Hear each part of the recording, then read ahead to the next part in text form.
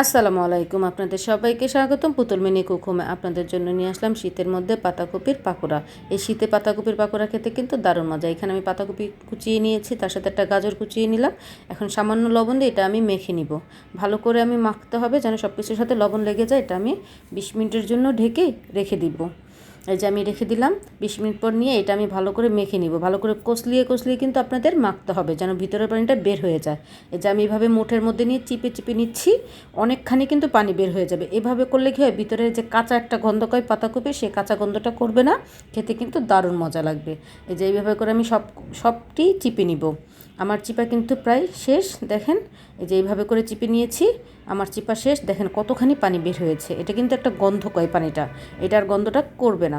এখন আমি স্বাদ মতন লবণ দিয়ে দিলাম, আধা টেবিল চামচ হলুদের গুঁড়া, আধা টেবিল চামচ মরিচের গুঁড়া, 1 টেবিল চামচ ধনিয়ার গুঁড়া, 1 টেবিল চামচ জিরের গুঁড়া, সাথে 1 টেবিল চামচ আদা রসুন বাটা, আমার হাতে 2 মুঠ আমি বেসন দিয়ে দিলাম, সাথে একটা ডিম ভেঙে দিব। তাহলে কি হয়, খেতে কিন্তু দারুণ মজা লাগে। তার সাথে আমি কাঁচামরিচ পেঁয়াজ কেটে দিলাম। এখন আমি ভালো করে এটা মেখে নিব।